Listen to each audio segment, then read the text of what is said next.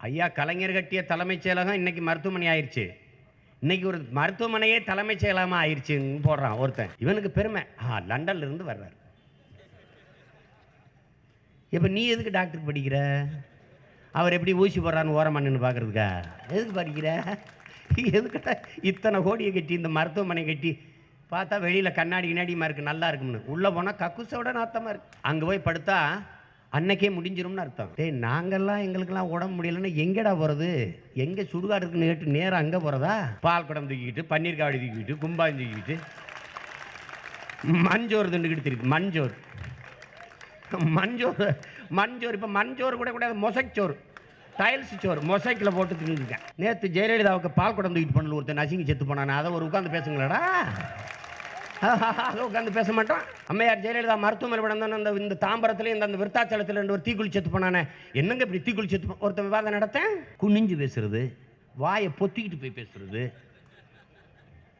Helicopter நிழலை கும்பிடுறது, car சக்கரத்தில் விழுந்து கும்பிடுறது, இதெல்லாம் எப்படி வரும்? அடமான வச்ச பைக்கை ஏன்டா திருப்பாமல் இருக்கிறான்னா, இல்லைன்னா இடைத்தேர்தல் வரப்போகுதுன்னா எப்படி அவங்க திருப்பி கொடுப்பாங்கன்னேன்றான ஒரு தம்பி. அளவுக்கு அதிகமாக பணம் பட்டுவாடா செய்யப்பட்டது அப்படின்னா மற்ற தொகுதியில் என்ன அர்த்தம்? மற்ற தொகுதியில் ஓரளவுக்கு பரவாயில்லாமல் கொடுத்தாங்க, இங்கே கொஞ்சம் அளவுக்கு அதிகமாக கொடுத்துட்டாங்க. நான் ஓட்டு உனக்கு கிடையாது, நான் திமுக அடிமை அப்படின்னு. டேய், அடிமைங்கிறதையே பெருமையாக சொன்ன கேடுகட்ட பயமக்க நீங்கள் தான்டா உலகத்தில். நான் திமுக அடிமை என்பதை ஒருத்தன் பெருமையாக சொல்கிறான். காவிரியில் தண்ணீர் பெற முடியாத நிலை, காவிரி மேலாண்மை வாரியம் அமைக்க மறுக்கிற மத்திய அரசு, அது தொடர்பான பல்வேறு போராட்டங்கள், ஈழ நிலத்தில் இனப்பிள்ளைகள் 2 மாணவர்களை சிங்கள காவல்துறை சுட்டு வீழ்த்திய கொடுஞ்செயல், மலையக மக்கள் பன்னெடுங்காலமாக கூலி அடிமைகளாக தேயிலை தோட்டத்தில் உழைத்து இலங்கையின் வளத்தை பொருளாதாரத்தை நிறைத்து நிற்கதியாக நிற்கிற அந்த மக்கள் கூலி உயர்வு கேட்டு போராடுகிற ஒரு நிலை, நிறுத்தி வைக்கப்பட்ட 2 தொகுதிகளிலும் திருப்பரங்குன்றத்திலும் இடைத்தேர்தல் அறிவிக்கப்பட்ட நேரம், இந்நேரத்தில் மருதேறுவர்களுக்கு வீர வணக்கம் செலுத்த வேண்டிய தேவை ஏன்?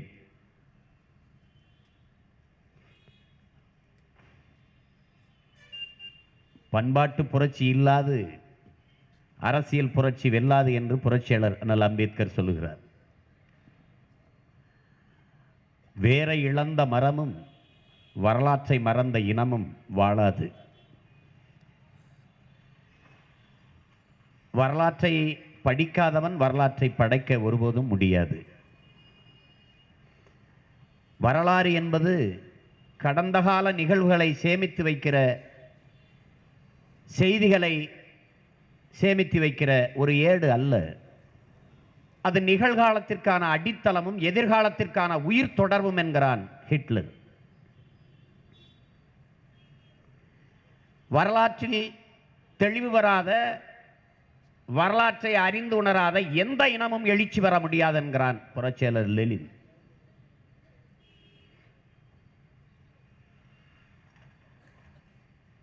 ஒருவன் கடந்த காலத்தை குனிந்து பார்ப்பது நிகழ்காலத்தில் நிமிர்ந்து நிற்கத்தான் என்கிறார் கவி பேரரசு வைரமுத்து அவர்கள். அப்படி பன்னெடுங்காலமாக அடிமைப்பட்டு கிடக்கிற தமிழ் சமூகத்தின் பிள்ளைகள் எங்கள் கடந்த காலத்தை குனிந்து பார்க்கிறோம், நிகழ்காலத்தில் நிமிர்ந்து நிற்பதற்காக. எங்களது அருமை பெரும்பாட்டன்கள் மருதிருவர், எங்கள் மூதாதை பூலித்தேவன், எங்களுடைய முப்பாட்டன் தீரன் சின்னமலை, எங்களது அருமை பெரும்பாட்டன்கள் அழகுமுத்துக்கோன், சுந்தரலிங்கனார் போன்றவர்கள் எல்லாம் ஒரு சாதிய குறியீடுகளாக மாற்றி நிறுத்தப்பட்டிருப்பது தமிழ் தேசியனத்திற்கு பெருத்த அவமானம், நிகழ்ந்த வரலாற்று துரோகம். தீரன் சின்னமலை ஓடா நிலையை விட்டு ஒரு அடி நகரல. எங்கள் அருமை பெரும்பாட்டன்கள் மருதிருவர் காளையார் கோயிலை விட்டு 1/4 கிலோமீட்டர் நகரல. மானமரத்தி எங்கள் அப்பத்தா வேலுநாச்சியார் சிவகங்கை மண்ணை விட்டு அரையங்கலம் நகரல. பூலித்தேவன் நெற்கட்டும் சேவலை விட்டு ஒரு கட்டு நகர்ந்து நிக்கல. ஆனால் மராட்டிய மன்னர் சிவாஜி தமிழகத்தின் தெருக்களங்கும் நிறைந்து நிற்கிறார். அதற்கு காரணம் என்ன? தமிழர்கள் வரலாற்றில் புறக்கணிக்கப்பட்ட, அடையாளம் தெரியாமல் அடித்தொழிக்கப்பட்ட இனத்தின் மக்களாக இருக்கிறார்கள்.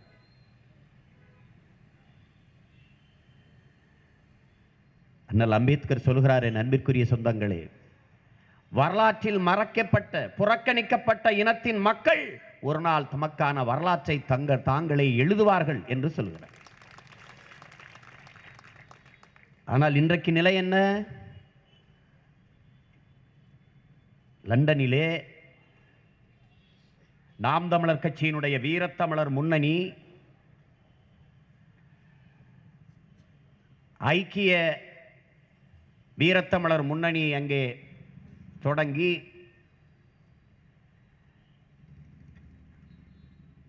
ஆண்டுதோறும் நடக்கிற பொங்கல் விழாவிலே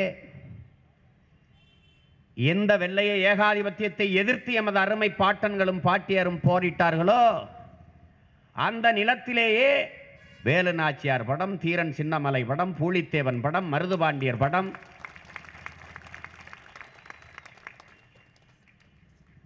வைத்து அவர்களுடைய பெருமை போற்றப்படுகிறது. இது ஒரு வரலாற்று பெருமாற்றம். இந்த மருதுபாண்டியர் நிகழ்வை, இந்த விழாவை, இந்த கூட்டத்தை காளையார் கோயிலில் நடத்தியிருக்கலாம், நடத்தலாம், நடத்த வேண்டும். ஆனால் அனுமதி இல்லை. போன ஆண்டு சேலத்தில் நடத்தினோம், இந்த ஆண்டு சென்னையில் நடத்துகிறோம். உலகெங்கும் தமிழன் வாழ்கிறான். வாழ்கிற இடத்திலெல்லாம் நமது இனப்பெருமையை, நம் குல முன்னோர்களின் நினைவை கொண்டு போய் சேர்க்க வேண்டியது ஒவ்வொரு தமிழ் பிள்ளையின் கடமை.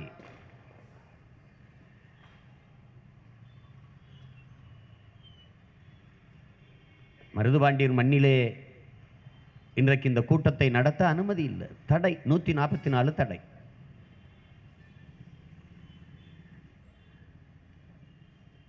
அதை உடைத்தெறிகிற காலம் விரைவில் உருவாகும் என்பதுதான் உண்மை. ஒரு சாதிக்கு சொந்தக்காரர்களா மருதுபாண்டியர்கள்? என் அன்பிற்குரிய உறவுகளே, என் அருமை தம்பி தங்கைகளே, சாதிய எண்ணம் கொண்டவன் அரசியலில் புகுந்தால் நாடு நாசமாகிவிடும். சாதிய சிந்தனை இருப்பவன் இறைவனை வழிபடுவதற்கே தகுதியற்றவன். இதை சொன்னவர் தெய்வ திருமகன் நமது ஐயா பசும்பொன் முத்துராமலிங்க தேவர். அவர் ஒரு சாதி அடையாளமாக மாற்றி நிறுத்தப்பட்டிருப்பது எவ்வளவு பெரிய அவமானம், எவ்வளவு பெரிய இழிவு என்பதை நாம் புரிந்து கொள்ளணும். அன்றைக்கு வைத்தியநாதையர் கோயில் நிலைவு போராட்டம், தாழ்த்தப்பட்ட மக்கள் கோயிலுக்குள் செல்லக்கூடாது, தெருக்களிலே நடக்கக்கூடாது, கோயிலுக்குள் செல்லக்கூடாது, வழிபடக்கூடாது என்று அந்த இறுக்கம், அந்த கொடுமை இருந்த காலத்தில் வைத்தியநாத ஐயர் தாழ்த்தப்பட்ட மக்களை கூட்டிக் கொண்டு கோயிலுக்குள் நுழைகிற போது, நீங்கள் தைரியமாக அழைத்து செல்லுங்கள், நான் உங்களுக்கு துணையாக இருப்பேன் என்று முழக்கமிட்டவர் பசும்பொன் முத்துராமலிங்க தேவர் என்பதை வரலாறு மறக்காது.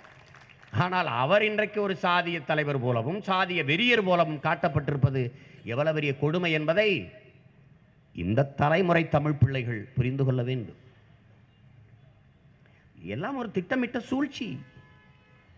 தமிழன் சாதி மதங்களாக பிளந்து பிரியாத வரை தமிழன் அல்லாதவன் தமிழர் நிலத்தை ஆள முடியாது என்பதால் திட்டமிட்டு நிகழ்த்தப்பட்ட சதி. ஏன் மருதுபாண்டியரை பெருமையா பேசணும்? நான் யார் என்று தெரியாது வாழ்வது ஒரு பைத்தியக்கார நிலை. நான் யாருன்னு தெரியணும்ல. இங்க எவ்வளவு பெரிய பெருமைகளை எனது பாட்டனை பற்றி சொன்னார்கள். காசை இரும்பு காசு, அந்த காசை 2 விரல்ல வச்சு எங்க பாட்டன் பெரிய மருது நசுக்கி வளைச்சு உடைச்சிருவான்றான். 2 விரல்ல வச்சு. முதல் கொரில்லா போராளி, தலைமறைவு போராளி. அதுக்கப்புறம் சேகுவரா, அதுக்கப்புறம் இப்ப இன்னைக்கு எங்கள் தலைவர் பிரபாகர் எல்லாம் தலைமறைவு போராளிகள். கொரில்லா யுத்தம் அதை முதலாக உலகத்துக்கு அறிமுகம் செய்தவன், வளரி அறிமுகம் செய்தவன். உலகத்தில் மிகச் சுவையான ஆரஞ்சு பழத்தை உலக நாடுகளுக்கு ஏற்றுமை செய்தவர்கள். ஒண்ணு வேணாம், மருதுபாண்டியவர் நல்லவரா கெட்டவரா, அவர் நல்லாட்சி செய்தாரா இல்லையா? 2 மரம் தேவைப்படுது, 2 மரத்தை வெட்டிட்டு வான்றான். அந்த 2 மரத்தை போய் வெட்ட போறாங்க. வெட்ட விட மாட்டேன்னு பொண்டாட்டியும் புருஷனும் அழுகிறான். கட்டி பிடிச்சிக்கிட்டு மரத்தை கட்டி பிடிச்சிட்டு அழுகிறான். ஏ மரம் தானையா, மரத்தை வெட்டுறதுக்கு ஏன் நீ தடுக்கிற? அந்த கணவனும் மனைவியும் அந்த மரத்தை இருக கட்டி பிடித்து அழுது சொன்னார்கள், மரம் அல்ல, எங்கள் மாமன்னர்கள் மருதிருவர் என்று அந்த மரத்திற்கு சின்ன மருது பெரிய மருது என்று பெயரிட்டு அன்போடு ஆசையோடு அரவணைச்சு வளர்த்தார்கள் என்றால், அதை வெட்ட விட மாட்டோம் என்று தடுத்தார்கள் என்றால், மக்கள் அந்த மன்னனின் மீது எவ்வளவு பெரிய பற்று வைத்திருந்தார்கள் என்பதற்கு சான்று.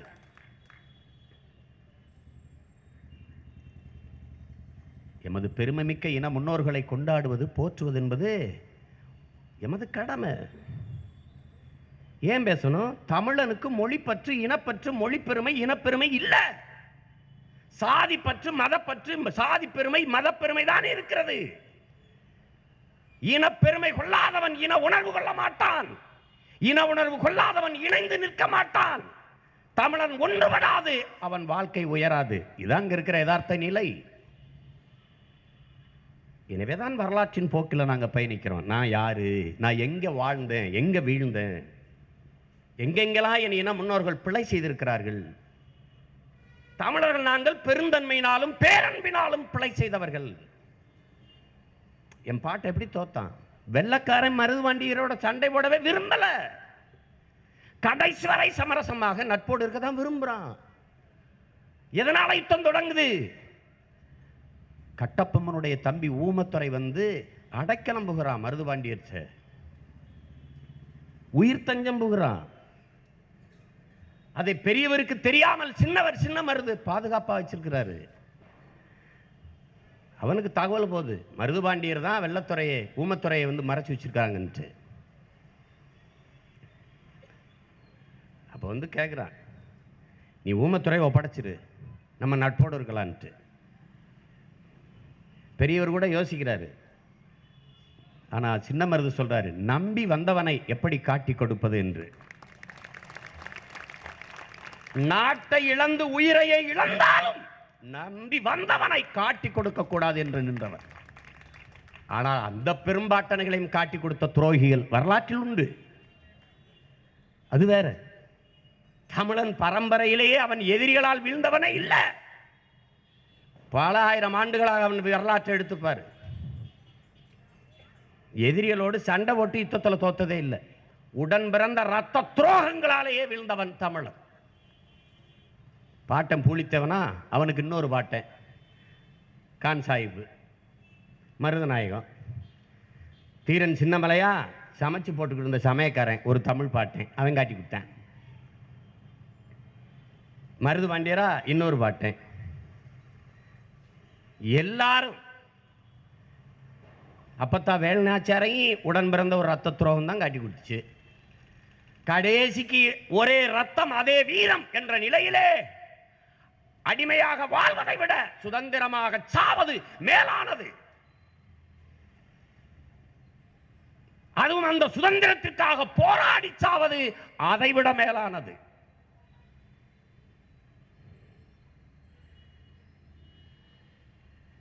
அஞ்சுவதும் அடிபடிவதும் தமிழர் பரம்பரைக்கே கிடையாது. சரணடைந்து நாம் வாழ்வதை விட சண்டையிட்டு சாவது மேலானது. இந்த தத்துவமாக வாழ்ந்தவர்கள் நமது இன முன்னோர்கள். தெரியும். அதுதான் இங்க பேசியவர்கள் சொன்னாங்க, ஏ அவன் பீரங்கி வச்சிருக்கான், ஏ அவன் துப்பாக்கி வச்சிருக்கான், ஏ அவன் கையெறி வெடிகுண்டு கையெறி குண்டுகள் வச்சிருக்கான். ஒரு குண்டு போட்டா கோட்டையை தகர்ந்துடும். 3 கிலோமீட்டருக்கு அங்கிருந்து பீரங்கி நீ தூச்சி சுடலாம். நம்மகிட்ட ஒண்ணும் இல்லை, வாழும் வேலும் தான் இருக்கு. சண்டைக்கு போனால் சாவோம் தெரியும், ஆனாலும் போனா ஏன்? மான தமிழனுக்கு மரணத்தை விட மானம்தான் பெரிது என்பதால போனான். இதே என் பாட்டங்க உயிருக்கு பயந்து மண்டிட்டு வெள்ளக்காரனுக்கு கப்பம் கட்டி வாழ்ந்திருந்தா வரலாற்றில் ஏதடா இடம்? ஏது இடம்? உண்மையை பேசு, உறுதியா பேசு, இறுதி வரை பேசு.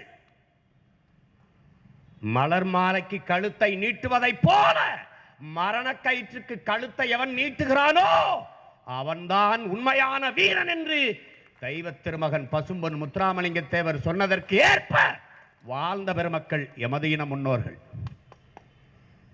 தீரன் சின்னமலைக்கு முன்னாடி தூக்கு கயிறை கொண்டாரான் வெள்ளக்காரன். அவர் வாங்கி டக்குன்னு மாட்டிக்கிறாரு, போடா அப்படின்னு. நீ என் எதிரி, மரணத்தை கூட எனக்கு நீ பரிசா தரக்கூடாதுடா, போடா அப்படிங்கிற.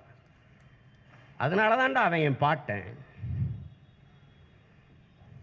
எத்தனை பேர் சரணடைஞ்சு வெள்ளக்காரன் காலை நக்கி பிழைச்சான். இன்னைக்கு ஜமீன் திவான் வெங்காயம் இருக்கானடா. அப்படி வாழ முடியாதா என் பாட்டனுக்கு? வாழ்ந்திருக்கலாம். அது மான தமிழன் பரம்பரையில் கிடையாது என்பதால போடான்ட்டான். ராமநாதபுரத்தை ஆண்ட சேதுபதி மண்ணு வெள்ளக்காரன் கப்பம் கட்ட சொல்றான், முடியாதுங்கிறாரு. கைது பண்ணி சிறையில் போட்டான். ஓராண்டு காலம் உள்ளே கிடக்கிறாரு. கொஞ்சம் கூட சமரசம் செய்து கொள்ளல, சிறைக்குள்ளே இருக்காரு. கெஞ்சரா வெள்ளக்காரன், சேதுபதி ஒப்புக்கு 1 பைசா கட்டுவா, 1 காசுயா, 1 காசு கப்பம் கட்டு, 1 காசு ஒப்புக்கு, ஒரு பேருக்கு. சேதுபதி வெள்ளக்காரனுக்கு கப்பம் கட்டினாங்கிற ஒரு பேருக்கு 1 ரூபா 1 காசு கட்டியா உன்னை விடுதலை செஞ்சிறேன். ஒத்த பைசா கிடையாதுரா. நான் சிறைக்கிலே கிடந்து செத்தாலும் ஜாவனே ஒளிய அடிமையாக இருந்த அந்நியன் உனக்கு நான் கப்பம் கட்ட மாட்டேன். கொஞ்ச நெஞ்ச பேரா அந்த மானமிக்க மறவர் கூட்டத்தில் வந்ததுதான் மண்டிட்டு கிடக்குது. மண்டிட்டு பால் குடம் தூக்கிக்கிட்டு, பன்னீர் காவடி தூக்கிக்கிட்டு, கும்பாயம் தூக்கிக்கிட்டு, மஞ்சோறு திண்டுக்கிட்டு தெரியுது. மஞ்சோறு இப்போ மஞ்சோறு கூட கூடாது, மொசைக் சோறு, டைல்ஸ் சோறு மொசைக்கில் போட்டு தின்னுருக்கேன். தமிழர்கள் தமிழர்கள் என்று உணர்ந்துடக்கூடாது, தமிழர்கள் நிமிர்ந்துடக்கூடாது, தமிழர்கள் என்று பேசிடக்கூடாது, தமிழர்கள் உணர்வு பெற்றக்கூடாது. சீமார்கான நரம்ப முறுக்கத்துற மாதிரி பேசுறான், உணர்ச்சியை தூண்டிடுறான். ஏதோ லேகிய வியாபாரி மாதிரி உணர்ச்சியை தூண்டிடுறான், அப்படியே இது பண்ணிடுறான். எப்படி பேசிட்டுக்கிறான்? காவிரியில தண்ணி தரல, காவிரியில் இந்த காவாலி புயல், காவிரியில் என்ன தஞ்சையில் வேளாண், தஞ்சை காவிரி படுகையில் வேளாண் செய்கிறவனுக்கு மட்டுமாடா காவிரி தண்ணி? அவனுக்கு மட்டுமா? இந்த நாட்டில் வாழ்ற ஒவ்வொருவனுக்கும் நீருக்கும் சோறுக்குமாக போராடுறோம்டா நாங்கள். ஒவ்வொருத்தனுக்கும் தண்ணி தரல. ஒரு பேரின் நடத்தினதை உணர்வு எழுச்சியில் எங்கள் பிள்ளை விக்னேஷ் இறந்து போயிட்டான். தீக்கி தன் உடலை தின்ன கொடுத்து செத்து போயிட்டான். அதுக்கு நாம் பொறுப்பே இருக்கணுமா? பொறுப்பு யார் ஏற்கணும்? இதுவரை இந்த நாட்டை ஆண்டவர்கள், ஆண்டு கொண்டிருப்பவர்கள், மேலே ஆண்டு கொண்டிருக்காங்கல்ல, பாரதிய ஜனதா அரசு, ஆண்ட காங்கிரஸ் அரசு, இவங்க தாண்டா பொறுப்பேற்கணும். நாங்கள் பொறுப்பேற்றணுமா? உடனே இப்படி இறந்து விட்டார்களே, சீமான் நடத்திய பேரணியில் இப்படி ஒருத்தர் இறந்து விட்டாரே, ஆமா அது பெரிய தப்பு, இது இதெல்லாம் இப்படித்தாங்க பேசி விட்டுருவாங்க, உச்சி பேத்தினோம். டே, நேற்று ஜெயலலிதாவுக்கு பால் குடம் தூக்கிட்டு பண்ணல ஒருத்தர் நசுங்கி செத்து போனானே, அதை ஒரு உட்காந்து பேசுங்களடா. அதை உட்காந்து பேச மாட்டான், அதை பேச மாட்டான். அம்மையார் ஜெயலலிதா மருத்துவமனை விடந்தோன்னு இந்த தாம்பரத்தில் இந்த விருத்தாச்சலத்தில் ஒரு தீக்குளி செத்து போனானே, என்னங்க இப்படி தீக்குளி செத்து ஒருத்தர் விவாதம் நடத்தேன். அங்கே தசரா அந்த ராமலீலா விழாவில் அங்கே 50 அடியில் அனுமார் வேஷத்தை போட்டு ஒருத்தன் குதிச்சு செத்து போனானே, அதை ஏற்கிறியா எதிர்க்கிறியா? இனிமேல் இது போல செய்யாத யாராவது ஒருத்தன் கண்டிக்க துப்பு இருக்காடா? ஏன் பேசல? தலை வாங்குற ஒரு படம் ஒரு நாள் வெளியீடு தள்ளி போயிடுச்சுன்னு 2 பேர் செத்து போயிட்டான். அதை ஒருத்தன் ஒரு தரதல பையில உட்காந்து பேசல. இதை ஏன் பேசுறான்? ஏன் பேசுறான்? தமிழன் உணர்வு பெறான். உயிரை கொடுக்கிற அளவிற்கு, உரிமைக்காக உயிரை கொடுக்கிற அளவிற்கு தமிழன் நிமிர்கிறான், துணிகிறான். அது கூடாது, அது குற்றம், அதை இழி செயல், அதை விமர்சிக்கணும். இதையெல்லாம் ஏன் பேசல? பேச மாட்டான், பேச மாட்டார். தமிழர்கள் உணர்வு எழுச்சி பெற்றக்கூடாது, அது உணர்வு பெற்றக்கூடாது. அதுக்காக என்ன செய்யறது? மருதுபாண்டியில் ஒரு சாதிய குறியீடா தள்ளு, வேலுநாச்சியார் ஒரு சாதிய குறியீடா தள்ளு. வேலுநாச்சியார் சமாதி எவ்வளோ பெருசு இருக்கு? யாருக்கு தெரியும்? யார் பார்த்துருக்கிறது? யார் முதல்ல வேலுநாச்சியார்? வரலாற்றில் படிக்கும்போதே சான்சி ராணி லக்ஷ்மி பாய், வீர பெண்மணி. எங்கள் ஐயா வைரமுத்தே பாட்டு எழுதும்போது ஐஸ்வர்யா ராயிடம் அழகை வாங்கு, சரி வாங்கிக்க. சான்சி ராணியிடம் வீரத்தை வாங்கு, ஏன் வேலுநாச்சியார்கிட்ட வீரத்தை ஏன் வாங்க மாட்டீங்க? யாரா சான்சி ராணி? சான்சி ராணி வெள்ளக்காரனே எடுத்து சண்டை போடல. படிக்கும்போது பக்கத்தில் இருக்க பாளையக்காரங்களோட தான் சண்டை போட்டிருக்கேன். அந்த அம்மா வெள்ளக்காரனை எதுக்கவே இல்லை. இந்த சான்சி ராணி லக்ஷ்மிபாய் பிறப்பதற்கு 85 ஆண்டுகளுக்கு முன்பே எங்கள் அப்பத்தா வீரமங்கை வேலுநாச்சியார் பிறந்து இறந்திருக்கா. அதுக்கு முன்னாடி 85 ஆண்டுக்கு முன்னாடியே இந்தியாவின் முதல் வீர பெண்மகள் எங்க பாட்டி தான். வரலாற்றில் என்ன எழுதியிருக்கணும்? என் பாடத்திட்டத்தில் என்ன எழுதுற? தென்னாட்டின் சான்சி ராணின்னு எழுதுற வேலுநாச்சியார. நீ போ வடநாட்டில் எழுது, வடநாட்டின் வேலுநாச்சியார்னு சான்சி ராணிக்கு குறிப்பிடு. அப்படி மாற்றில எழுதியிருக்கணும். புருஷன் முத்து ஒடுங்கினாதர் இறந்து விட்டாரு. எங்க பாட்டங்க இருவரும் படை தளபதிகள். கை குழந்தை முக்காடை போட்டுட்டு மூளையில் உட்காந்து மூக்க சிந்திக்கிட்டு இருக்கல. புதைச்ச இடத்துல உறுதி சபதம் எடுக்கிறார், இந்த இழந்த மண்ணை மறுபடியும் மீட்பேன். கை குழந்தையோட போறா. பிரெஞ்சுக்காரனோட பேச பிரெஞ்சு, திப்பு சுல்தானோட பேச உருது, ஆங்கிலம், வால் வீச்சு, வேல் வீச்சு, சிலம்பு, எல்லா வித்தைகளையும் கற்று, எல்லா மொழிகளையும் கற்று மறுபடி வர்றா யுத்த களத்துக்கு.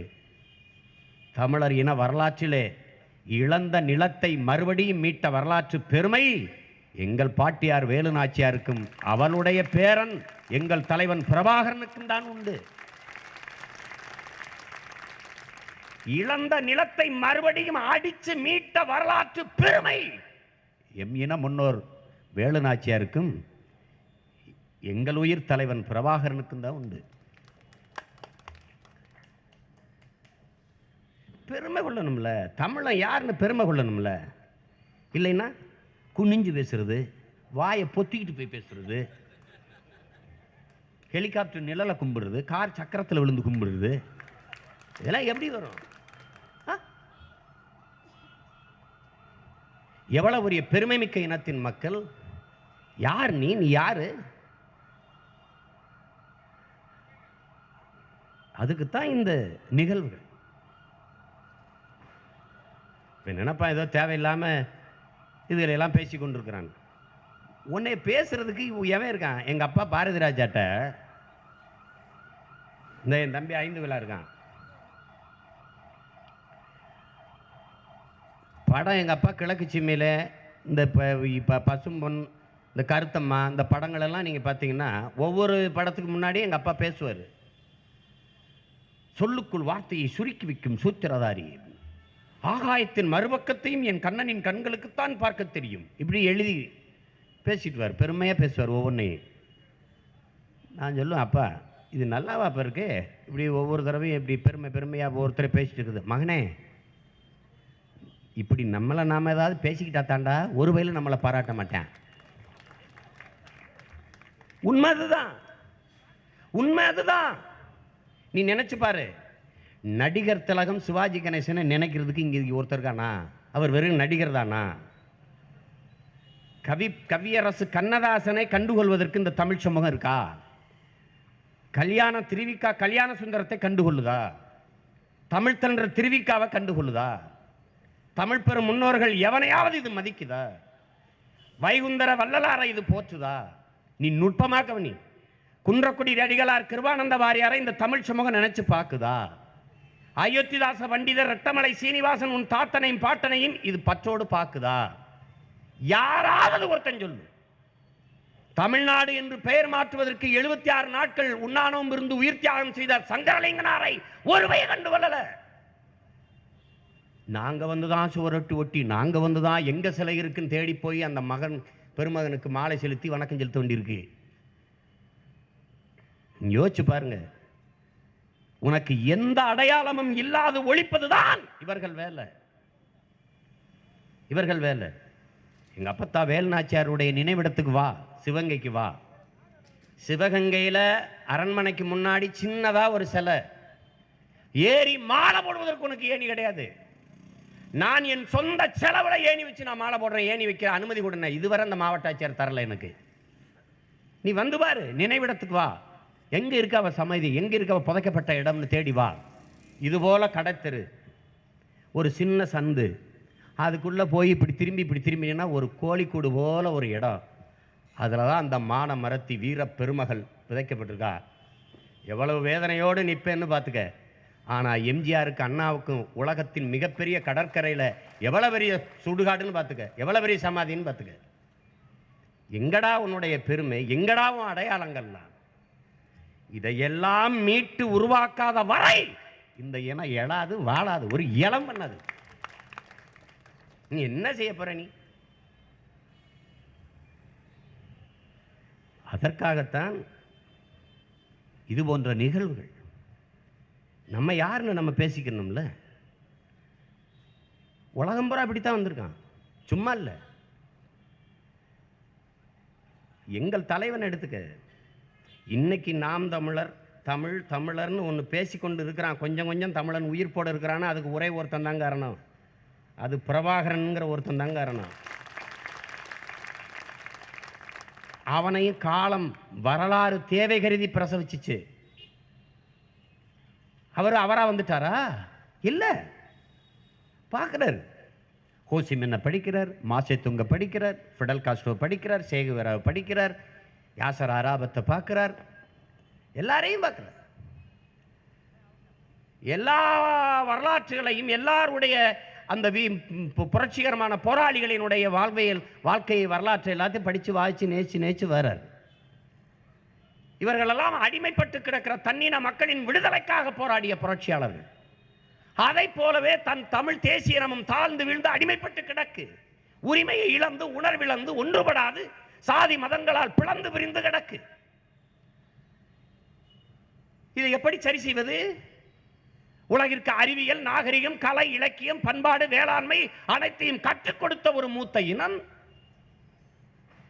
இப்படி அடிமைப்பட்டு கிடக்கிறது. உலகில் 130 நாடுகளில் பரவி வாழ்கிற தமிழன் அண்டி ஒண்டி போய் அடிமைகளாக, ஏதிலிகளாக, கூலிகளாக வாழ்ந்து கொண்டிருக்க காரணம் தனக்கென்று ஒரு தேசம் இல்லாதது. அப்ப அந்த தேச விடுதலை அடைய வேண்டும். விளை தலையே ஆனாலும் சிக்கல் இல்லை. இந்த தத்துவ அடிப்படையில் தான் நமது பாட்டன்கள் மருதிருவர் எமக்கு வேண்டியது விடுதலை, விளை தலையானாலும் சிக்கல் இல்லை என்று தலையவே கொடுத்தவர்கள். அதுவும் தூக்கிலிட்டு, திருப்பத்தூர்ல தூக்கிலிட்டு ஒருத்தர் தலையை வெட்டி இன்னொரு இடத்துலையும், ஒருத்தர் தலையை வெட்டி இன்னொரு இடத்துலையும் போய் புதைச்சி விட்டு போனான் வெள்ளக்கார். அப்ப நம்ம தலைவன் என்ன யோசிக்கிறான் பார்க்கிறான்.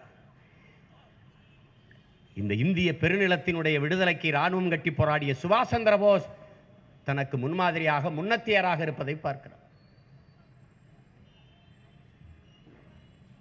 அப்ப அந்த உந்துதல், அந்த அழுத்தம், அந்த வழித்தடத்தின் வழியே பயணித்தான் பிரபாகரன் என்ற தமிழின பெருந்தலைவன். அது இல்லைனா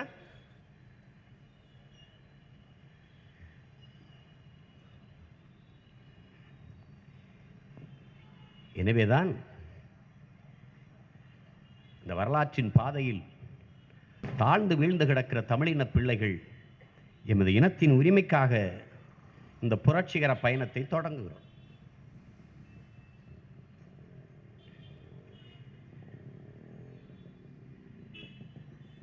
இன்னைக்கு காவிரி நதிநீர் உரிமையை பெற முடியல. நமது அருமை பெரும்பாட்டன் 1800 ஆண்டுகளுக்கு முன்பு காவிரியில் கல்லணை கட்டுகிற போது கன்னடர்கள் என்று ஒரு இனமே கிடையாது. கன்னடர் என்று எவருமே இல்லை. எப்படி இருக்கு பாருங்க. அவன் காவிரியில் அணை கட்டி பாசனத்திற்கு தண்ணீரை பயன்படுத்திய காலத்தில் கன்னடர் என்று யாரும் இல்லை. அன்னைக்கு ஈஜிப்தில் நைல் நதியில் அவன் அணையை கட்ட முயற்சி செய்கிறான், ஆனால் தோத்து போகிறான். அந்த காலகட்டத்தில் நமது அருமை பெரும்பாட்டன் கரிகால் சோழன் அணையை கட்டி நிரூபிக்கிறார்.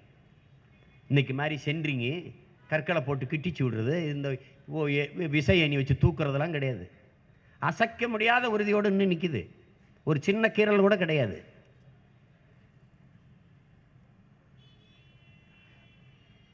அப்ப அந்த நம்ம படிக்கிறோம், கங்கை கொண்டோம், கடாரம் கொண்டோம். அடுத்த கேள்வி என்ன வருது? காவிரியில் கொஞ்சம் தண்ணி கொண்டோமா என்று வருது. காவிரி மேலாண்மை வாரியம் அமைக்கணும். இப்ப எல்லாருடைய கோரிக்கையும் அதுதான். இங்க என்ன நடக்குது? நாம அப்பன் செத்துட்டான்னு அழுதுகிட்டு இருக்கோம், ஆனா கொன்னவனும் கூட நின்று அழுகிறேன். அதாங்க இருக்கிற பிரச்சனை. யாரு? திமுகவும் அனைத்து கட்சி கூட்டம் போடுது, திமுகவும் காவிரி நதி நீருக்காக போராடுது. இந்த உரிமைகளை எல்லாம் இழந்து நாம் இந்த நிலையில் நிற்பதற்கு காரணம் இந்த கட்சிகளும் ஆட்சிகளும் தான். இன்னைக்கு காவிரி மேலாண்மை வாரியம் அமைக்க வேண்டும். மத்தியிலே ஆளுகிற பாரதிய ஜனதா அரசு தமிழ் மக்களுக்கு துரோகம் செய்கிறது என்று காங்கிரஸ் கட்சி பேசுகிறது. எங்க இருக்கிறது? இங்க இருக்கிற காங்கிரஸ் கட்சி. ஆனால் காவிரி மேலாண்மை வாரியம் அமைக்க விடாமல் தடுப்பதும், காவிரி நதி நீரை தர முடியாது என்று மறுப்பதும் கர்நாடக ஆளுகிற காங்கிரஸ் கட்சி. அன்பிற்குரிய சொந்தங்களே, அறிவார்ந்த எனது இன மக்களே, எல்லாவற்றுக்கும் காங்கிரஸ் ஒரு கருத்து வச்சிருக்கு. எல்லை தாண்டி தீவிரவாதிகள் வந்தார்கள், உடனடியாக நாங்கள் பதில் தாக்குதல் நடத்தினோம், அவர்கள் இட்டிருந்த முகாம்களை அடித்து தகர்த்தோம் என்று ஐயா மோடி அரசு கொண்டாடுது. அதற்கு ஒரு கருத்தை ஐயா ராகுல் காந்தி சொல்றாங்க. ராணுவ வீரர்களின் தியாகத்தில், அவர்களுடைய ஈகத்தில் அரசியல் செய்து கொண்டிருக்கிறார் மோடி என்று ஒரு கருத்தை சொல்றார். ஆனா காவிரி மேலாண்மை வாரியம் அமைக்க மறுக்குது பாரதிய ஜனதா, அதனுடைய ஆட்சி. இப்ப இந்த காவிரி மேலாண்மை வாரியம் அமைக்க மறுக்குது. நாடெங்கிலும் கிளர்ச்சி, தமிழ்நாடு முழுமுக்கு எல்லா கட்சிகளும் ஏறக்குறைய போராடுது. அதுல ஐயா ராகுல் காந்தியின் கருத்து என்ன? அம்மையார் சோனியா காந்தியின் கருத்து என்ன? இல்ல. ஏன் இதை சொல்றோம்? நுட்பமாக இதை பார்க்கணும். இரண்டு கட்சிக்கும் ஒரே நிலைப்பாடுதான், பாரதிய ஜனதாவுக்கும் காங்கிரசுக்கும். தமிழன் உரிமை, தமிழன் உணர்வு, தமிழன் உயிர் என்றால் அவர்கள் சுத்தமாக மதிக்க மாட்டாங்க. அவர்களுக்கு தமிழன் வாக்கு வேண்டும், தமிழன் வாழ்க்கை வேண்டியதில்லை. தமிழன் ஓட்டு வேண்டும், தமிழன் உயிரோ உரிமையோ அவர்களுக்கு முக்கியம் இல்லை. இதான் அங்க இருக்கிற பிரச்சனை. ஏன் அம்மையார் சோனியா காந்தி ஒரு வார்த்தை சொல்லல? சீதாராமையா அப்படிலாம் சொல்லாதீங்க, செய்யாதீங்க. உச்சநீதிமன்றம் என்ன சொல்லுதோ அதை கேட்டு அந்த நதி நீரை கொடுங்க தமிழர்களுக்கு சொல்ல முடியாது. சொன்னால் மறுபடி பாரதிய ஜனதாவை என்னும் கர்நாடகாவில் மோடி ஐயா இன்னைக்கு காவிரி மேலாண்மை வாரியத்தை அமைச்சா மறுபடியும் காங்கிரஸ் தான் என்றும். நடக்க இருக்கிற பாராளுமன்ற தேர்தலில் 2019 நடக்க இருக்கிற பாராளுமன்ற தேர்தலில் அங்க அதிக இடங்களை காங்கிரஸ் கைப்பற்றிடும். இந்த கட்சிகள் எல்லாம் தேசிய கட்சிகள், தேசத்தின் நலன், இறையாண்மை, ஒருமைப்பாடு, தேச ஒற்றுமையை பேசக்கூடிய கட்சிகள். ஆனால் கர்நாடக மாநிலம் என்று வருகிற போது அந்த மாநிலத்தின் கட்சியாக மாறி நிற்பதை நாம் பார்க்கிறோம். அந்த மாநில மக்களின் நலனையே முக்கியமாக கருதுவதை நாம் பார்க்கணும். அதான் அங்க இருக்கிற அரசியல் நுட்பம். எல்லா கட்சிகளும் அங்க ஒண்ணா நிக்குது. அப்படின்னா என்ன அர்த்தம்? கர்நாடகாவில் நடக்க இருக்கிற தேர்தலில் அரசியல் வெற்றி, தேர்தல் லாபத்திற்காக தமிழ் தேசிய மக்களின் உரிமையை அது பறிகொடுக்க தயாரா இருக்குது. இதுக்கு என்ன வழி இருக்குது? ஒரே வழி, பழிக்கு பழி. என் உரிமைக்கு, என் உயிருக்கு, என் உணர்வுக்கு மதிப்பளித்து நிற்காத உனக்கு மான தமிழன் வாக்கு எதுக்கு? ஓட்டு எதுக்கு? அதான் நம்ம எழுப்ப வேண்டிய கேள்வி. அதான் நம்ம செய்யணும். அதை செஞ்சாதான் வேற வழி இல்லை. அவன் உரிமைக்காக நாம் நிற்காத போது அந்த நிலத்தில் அந்த இடத்தில் அரசியல் செய்ய முடியாது என்ற நிலையை உருவாக்காத வரை அவன் நமக்காக பேச மாட்டான்.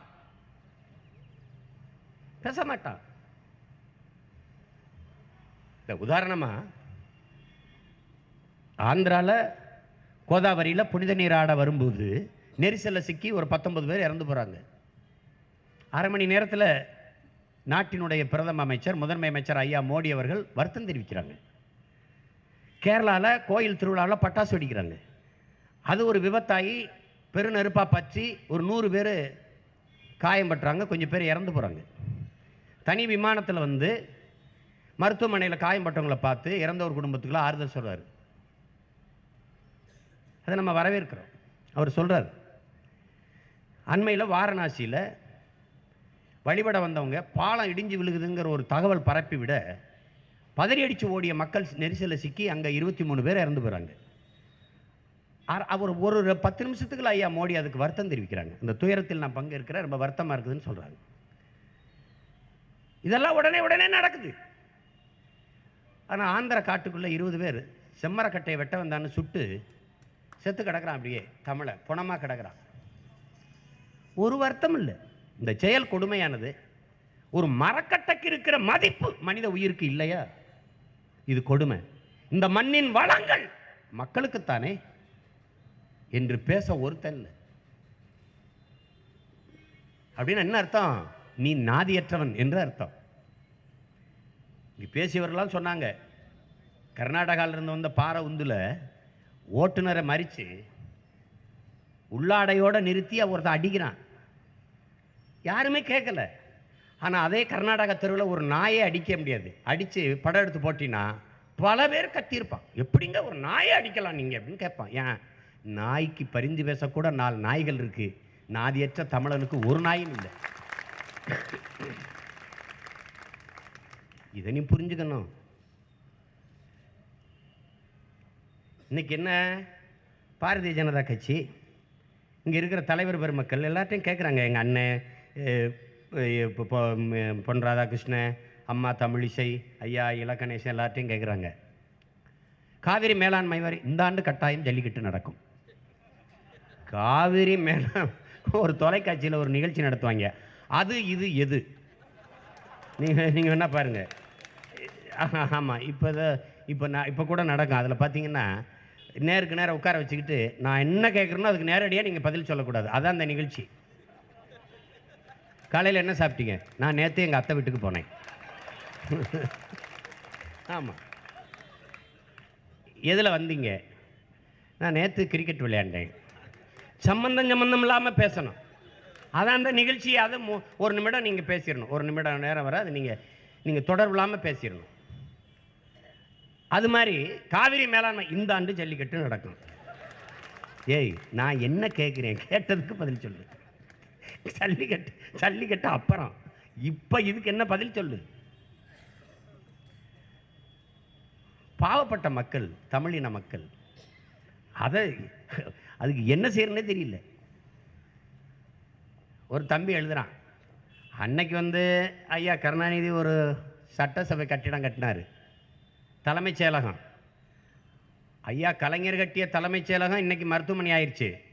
இன்னைக்கு ஒரு மருத்துவமனையே தலைமைச் செயலகமாக ஆயிடுச்சுன்னு போடுறான் ஒருத்தன். இந்த நாட்டு மக்களுக்கு அறிவு இருந்தால், அரசியல் தெளிவு இருந்தால் சிந்திச்சு பார்க்கணும். இது ஒரு நாடு, விடுதலை பெற்ற நாடு.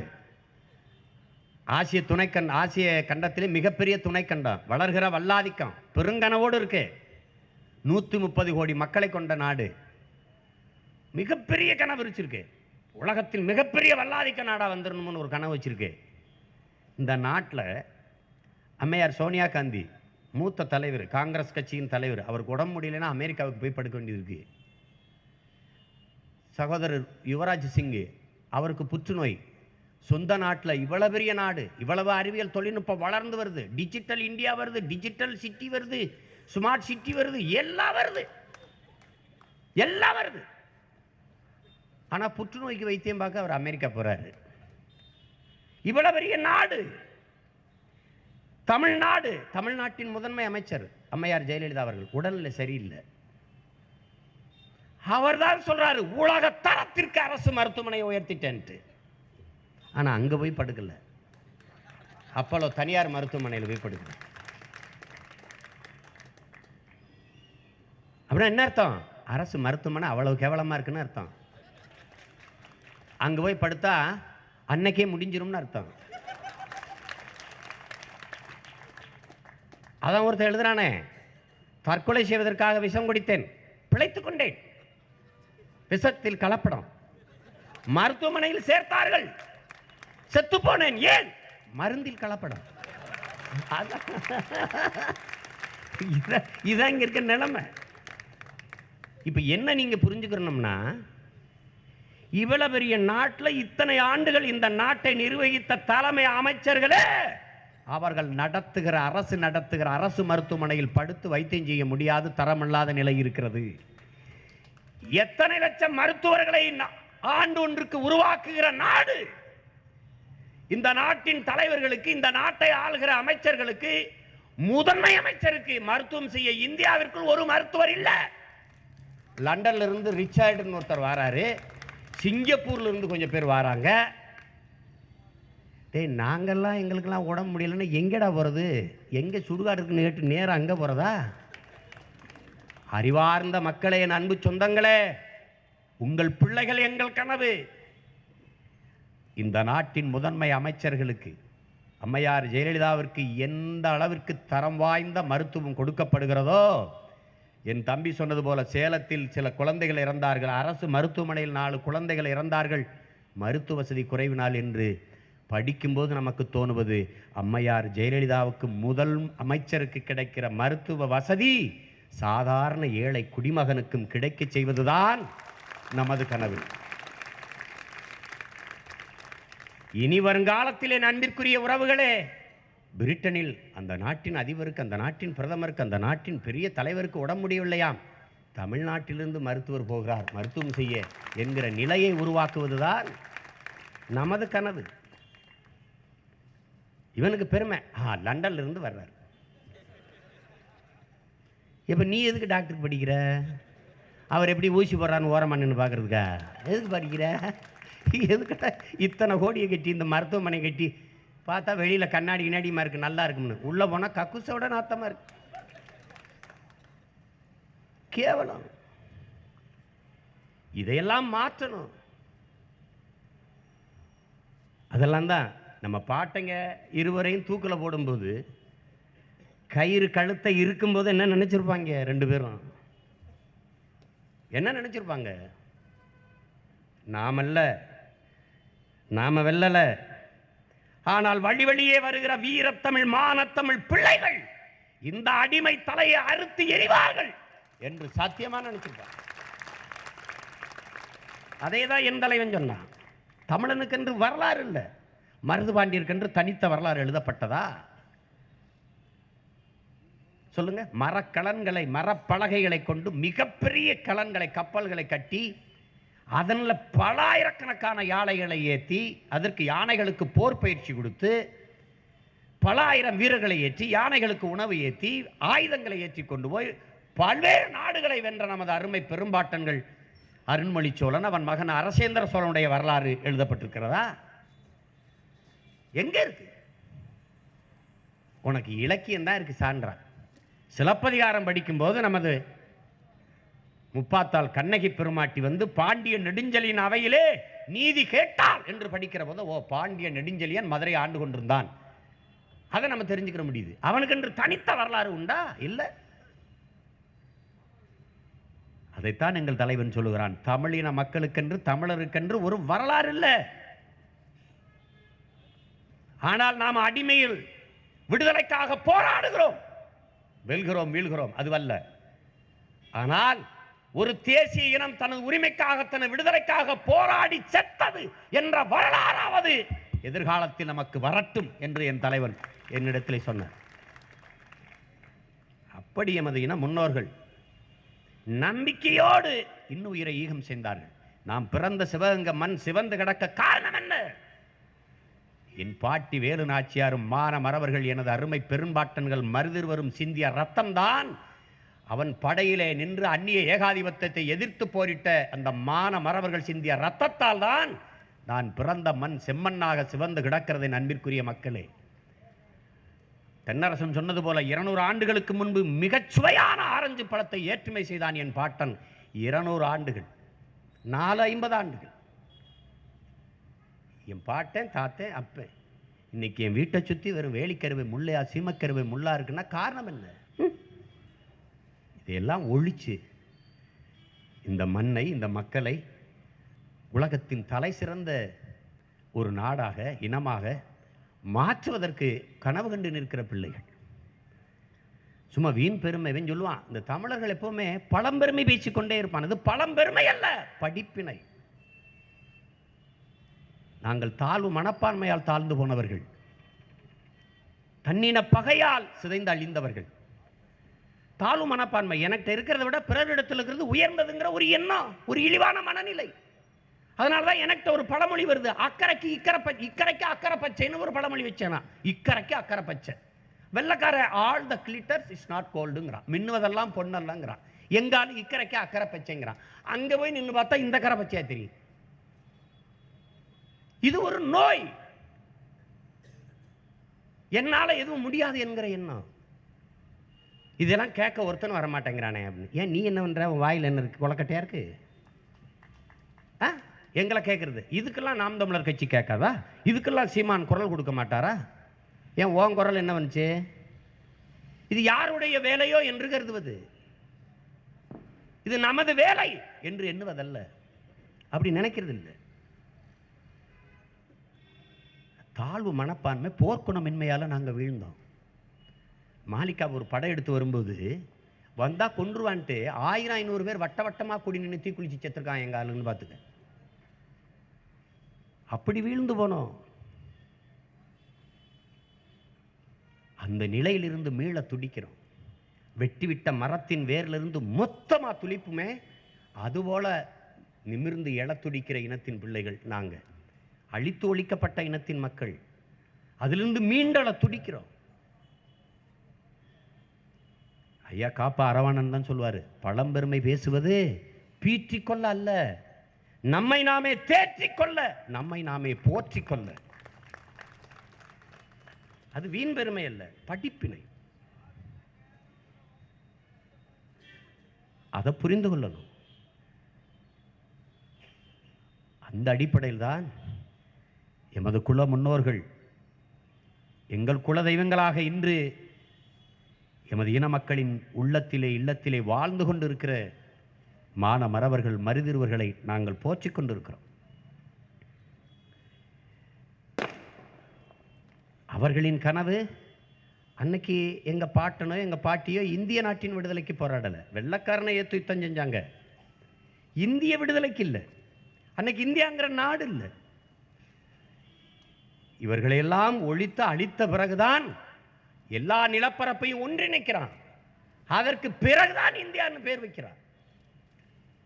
அப்ப அவங்க போரிட்டது என் தாய் நிலம் தமிழ் நிலம் அடிமைப்பட்டு விடக்கூடாது என்பதற்காக. என் அன்னை மண் அந்நியனிடத்தில் அடிமைப்பட்டு விடக்கூடாது என்பதற்காக. என் தாயின் மடியில் இன்னொருவன் தலை வைத்து படுத்து விடக்கூடாது என்பதற்காக தன்னுயிரை தந்த மறவர்கள் எமது பாட்டன்கள். அந்த வழி வந்த பரம்பரையில் வந்த கூட்டம் 5க்கும் 10க்கும் அரிசிக்கும் பருப்புக்கும் வேட்டிக்கும் சேலைக்கும் அண்டாவுக்கும் குண்டாவுக்கும் மிக்சிக்கும் கிரைண்டருக்கும் குவாட்டுக்கும் பிரியாணிக்கும் கையேந்தி நிற்கிற பிச்சைக்கார கூட்டமாக மாறி நிற்பதுதான் வரலாற்றில் பெருத்த வேதனை. இப்போ இடைத்தேர்தலாக நடக்கும், கோயில் திருவிழா போல இருக்கும். திருவிழா தானே. திருவிழானா என்ன பண்ணுவோம்? கிடா வெட்டுவோம், சாராயம் காய்ச்சி குடிப்போம், ஆட்டம் பாட்டம் நடக்கும். அதெல்லாம் 3 தொகுதியிலையும் நடக்குமே. தடையில்லாமல் சாராயம் ஓடும், காசு கை நிறைய வரும். அடமான வச்ச பைக்கை ஏன்டா திருப்பாமல் இருக்கிறான்னா, இல்லைன்னா இடைத்தேர்தல் வரப்போகுதுன்னு எப்படி அவங்க திருப்பி கொடுப்பாங்கன்னேன்றான ஒரு தம்பி ஒருத்தன் சொல்கிறான். புதுக்கோட்டையில் இடைத்தேர்தல். புதுக்கோட்டையில் மக்கள் தெருவிறங்கி போராடிய போராட்டம் எது தெரியுமா? நண்பிற்குரிய சொந்தங்களே, தெருவில் இறங்கி மக்கள் போராடினார்கள். எதற்கு? நதிநீர் உரிமைக்கா, பள்ளி கட்டண குறைப்புக்கா, பேருந்து கட்டண குறைப்புக்கா? எதற்காக? விலைவாசி உயர்வை குறைக்கவா? இல்ல. அந்த தெருவில் 500 ரூபாய் கொடுத்துட்டு இந்த தெருவில் 200 ரூபாய் கொடுத்துருக்கான். ஏன்? இந்த உரிமைக்கு. பிச்சை எடுக்கிறதுல பெருமை. அவனுக்கு 500 ரூபாய் பிச்சை போட்டு எனக்கு 200 ரூபாய் போட்ட உரிமை. திருச்சியில் என் தம்பி வாக்கு கேட்டு போயிட்டு இருக்கான். ஒரு வீட்டில் வாசல் உட்காந்த ஒரு பெரியவர், எனக்கிட்ட ஏன் ஓட்டு உனக்கு கிடையாது, நான் திமுக அடிமை அப்படின்னு. டேய், அடிமைங்கிறதையே பெருமையா சொன்ன கேடுகட்ட பயமக்க நீங்க தான்டா உலகத்தில். நான் திமுக அடிமை என்பதை ஒருத்தன் பெருமையா சொல்றான். இந்த மாதிரி அவருக்கும் சேர்த்தா நம்ம போராட வேண்டியிருக்கு. இந்த இன மக்களை என்ன செய்யறதுன்னு பாருங்க. இப்போ மறுபடியும் அதான் நடக்க போகுது. இப்போ இடைத்தேர்தலில் நிறுத்திட்டாங்க. ஏன் நிறுத்தினாங்க? அந்த தேர்தல், இப்போ இடைத்தேர்தல் வருது, தேர்தலில் நிறுத்தினாங்க. அரவக்குறிச்சி, தஞ்சாவூரில் தேர்தல் ஆணையம் சொல்லுது அளவுக்கு அதிகமாக பணம் பட்டுவாடா செய்யப்பட்டது. அப்படின்னா மற்ற தொகுதியில் என்ன அர்த்தம்? மற்ற தொகுதியில் ஓரளவுக்கு பரவாயில்லாமல் கொடுத்தாங்க, இங்கே கொஞ்சம் அளவுக்கு அதிகமாக கொடுத்துட்டாங்க. அவர் லகானின்னு ஒரு ஐயா இருக்கார், அவர் வருவார். பறக்கும் படை போட்டிருக்கோம். பறக்கும் படை என்ன தெரியுமா செய்யும்? சாலையில் நின்றுக்கிறோம். அப்படி அம்மாவை ஆஸ்பத்திரியில் சேர்த்து அறுவை சிகிச்சைக்கு தாலி தங்கத்தெல்லாம் அடமான வச்சுட்டு பணத்தை கொண்டு போகாமல் பறிச்சுக்கிறோம். நெல் முட்டையை விற்றுட்டு விவசாயி வீட்டு காசு கொண்டு போகாமல் பறிச்சுக்கிறோம். வியாபாரி 15 நாளைக்கு சரக்கு எடுக்க போவான், மொத்தமாக ஒரு கடையில் சரக்கு எடுக்க பணத்தை கொண்டு போகாமல் பறிச்சுக்கிறோம். இவன் வீட்டில் போய் பிச்சை எடுக்க வேண்டியதுதான். ஆனால் பணம் கொடுக்கப்படுகிற போது, பணம் கொடுக்கும்போது, வாங்கும்போது ஒரு 100 பேரையாவது கைது செய்தது என்று இந்த பறக்கும் படை செய்யாது. ஏன்? அதெல்லாம் அதுக்கு வேலை. இப்போ இந்த இடைத்தேர்தல் நடக்குது. தேர்தல் ஆணையத்திற்கு நாங்கள் அன்பாக ஒரு கோரிக்கை வைக்கிறோம், வேண்டுகோளை வைக்கிறோம். எந்த காரணத்திற்காக தேர்தலை நீங்கள் தள்ளி வச்சீங்களோ அது இப்போ நடக்காமல் நீங்கள் பார்த்துக்கணும். அதுதான் உண்மையான ஜனநாயகம். அதான் சரியான தேர்தல் ஆணையத்துக்கு அழகு. நீங்கள் மறுபடியும் காசு கொடுத்தாங்களே, போன அளவுக்கு இல்லை, இப்போ கொஞ்சம் பரவாயில்லைன்னீங்கன்னா அது கஷ்டம். அது கஷ்டம். பணம் கொடுக்கப்பட்டது என்பதற்காக தேர்தலை நிறுத்தினீங்க. கொடுத்தவன் 2 பேருமே தேர்தலை மறுபடியும் நிற்கிறான். இப்போ அந்த தொகுதியில் இருக்கவன் ரொம்ப சந்தோஷமாக இருக்கான். போன காசு போயிடுச்சு, மறுபடியும் காசு தருவான்ட்டு இருக்கான். இதில் பிச்சைக்கார பயமக்கள் நாங்களும் கூட புகுந்து போகிறோம். ஒருத்தன் கேட்டான், இடைத்தேர்தலில் ஏன் நிற்கிறான்னு. திமுக அதிமுக ரெண்டுக்கு இடையில யார் இருக்கான்னு தான் இவங்களுக்கு பிரச்சனை. நாங்கள் இருக்கோம், இந்த வார் எவன் இருக்கான்னு காட்டுறேன். அதுக்கு பிறகு தான் இடைத்தேர்தல். இது நல்ல விளக்கமாக இருக்கேன். அதான் விளக்கம். நான் போட்டியிடுறேன், என்னை கணக்கில் சேர்க்கறதில்ல. எங்கே இருக்கேன்னா ஆள் தெரியல, தேமுதிக கணக்கில் சேர்த்து போடுறான் பத்திரிக்கையில். பாரதிய ஜனதா, தேமுதிக, அதிமுக, திமுக 4 முனை போட்டி. ஆளையே காணா, அவரையும் ஆட்டத்தில் சேர்த்து போடுற. வேட்பு மனு 26ஆம் தேதி வேட்பு மனு தாக்கல்னு போட்டிருக்கு. வேட்பு மனு தாக்கல்ல முதலா ஒரு கட்சி வேட்பு மனு தாக்கல் செஞ்சிருக்கோம். நாங்கள் தான் செஞ்சுருக்கோம். எங்கள் அண்ணன் கலைக்கொட்டு உதயம் மாதிரி. இது பாரு, துவக்கிறது ஜெயிக்கிறது அப்புறம். நான் விளையாடுறேன், முதல்ல விளையாடுறேன், ஆட்டத்தில் விளையாடுறேன். எங்களுக்கு இது விதப்பு காலம். இது விதப்பு காலம். அறுவடை காலம் விரைவில் வருது. விதைக்காமல் அறுவாலை தூக்கிட்டு அறுக்க போக முடியாது. நாங்கள் விதைக்கிறோம். வெற்றி என்பது சிரித்து மகிழ வைக்கும், தோல்வி என்பது சிந்தித்து வெல்ல வைக்கும்.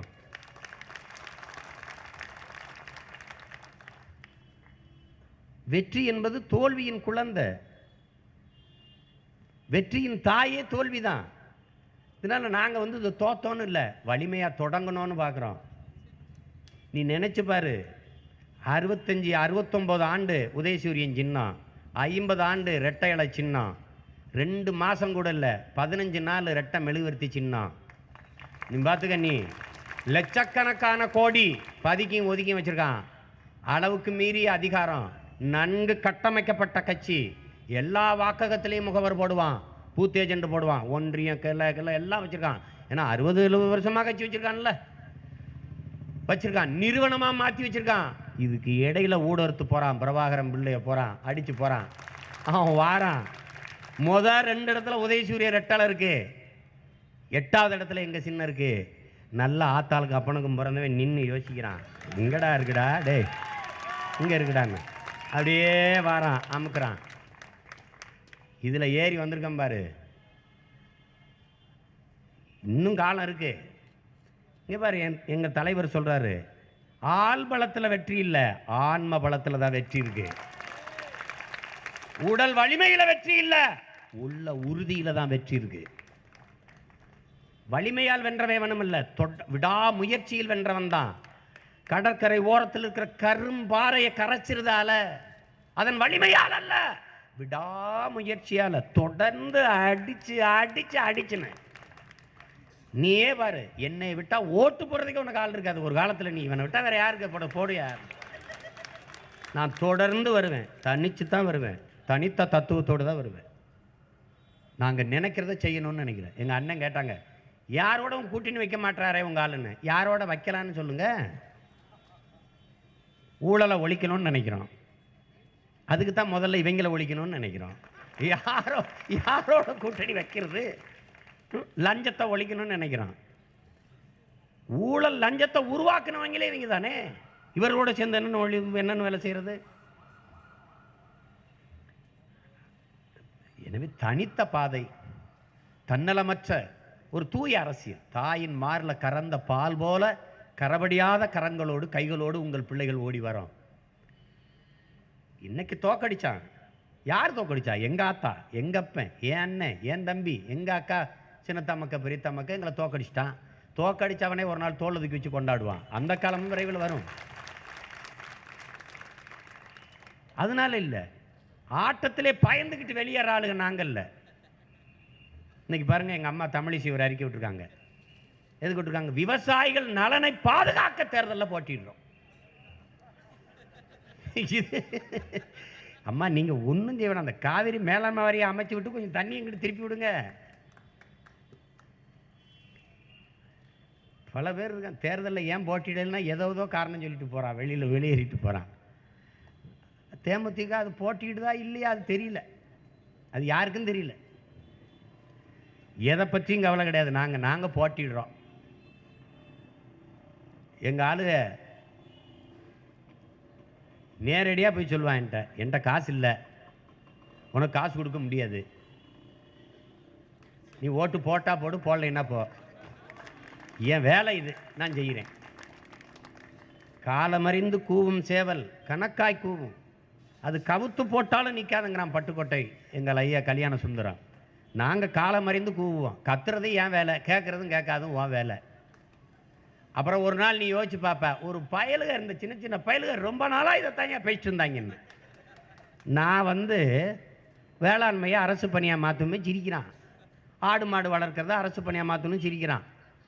இன்றைக்கி நாட்டு மாடு 60,000 ஆகி போச்சுன்னு என்னையை திட்டுறான். நாட்டு மாட்டு பால் வாங்கி சாப்பிடணும், செரிசி மாட்டில் நோய் வருதுன்னு விழிச்சுக்கிட்டான். இன்றைக்கி எல்லாரும் எழுதுகிறான், கரும்பு சாறு அதிகமாக விற்கிது, பழச்சாறு அதிகமாக விற்கிது, நொங்கு இளநீர் அதிகமாக விற்கிது, கோக்கு பெப்சி வியாபாரம் படுத்துக்கிடுச்சுன்ட்டு. காரணம் யாரு? நாங்கள் தான். தெருவா போய் கத்தி கத்தி நான் இந்த சாராய கடையெல்லாம் மூடிட்டு கல் கடையை திறந்துருவேன்னு. அது எப்படின்னாங்க. நிதிஷ்குமார் வந்தார் இங்கே நம்ம ஊரில் பார்த்துட்டு, நொங்கு இதுவா, இது நொங்கு, இது இளநீர் என்ன, இப்போ கல் கடையை திறக்கிறேன்னு பீகாரில் போய் சொல்லிட்டாரு. பீகாரில் நிதிஷ்குமார் கல் கடை திறப்பேங்கிறார். அதான்டா நாங்களும் சொன்னோம். அவனுக்கு அதெல்லாம் பிரச்சனை இல்லை, நாங்கள் சொல்லிடக்கூடாது. அங்கே நான் சொன்னேன், அரசு மருத்துவமனையா, அரசு அலுவலரா, அரசு பணியாளரா, அமைச்சரா, முதலமைச்சரா, அரசாங்க மருத்துவமனையில் தான் படுக்கணும்.